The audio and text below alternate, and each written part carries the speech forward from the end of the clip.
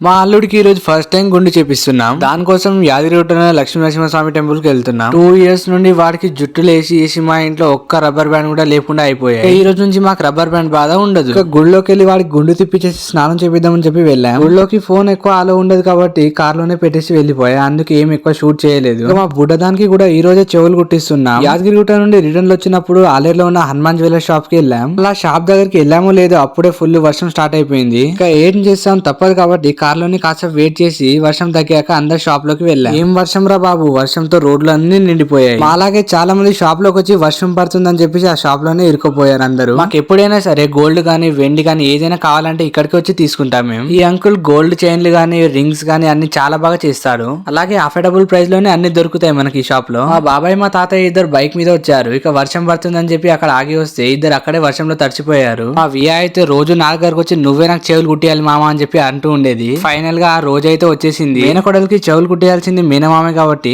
నా దగ్గరే కూర్చొని కుట్టించుకుంది. అది ఏమైనా పెయిన్ ఉంటుందా మామ చెవులు కుట్టేటప్పుడు అని చెప్పి నన్ను అడిగింది. కానీ ఏం ఉండదని నేను చెప్పేసా. చెవులు కుట్టించేసిన తర్వాత ఏం పెయిన్ ఉండదని చెప్పినా కదా మామ అని చెప్పి ఫుల్ తిట్టేసింది. 2 కమ్మలు పెట్టేసిన తర్వాత నాకు సెట్ అయిందా లేదా అని చెప్పి వెళ్ళి అద్దంలో చూసుకుంటుంది. చూసుకొని వచ్చిన తర్వాత పర్లేదులే బానే ఉన్నాయని చెప్పి అన్నది. ఇక అంతా అయిపోయింది. రిటర్న్ అవుతుంటే మా బావ కలిసాడు దారిలో. ఇక మా బావతో కూడా మాట్లాడేసి అందరం కలిసి రిటర్న్ అయిపోయాం ఇంటికి.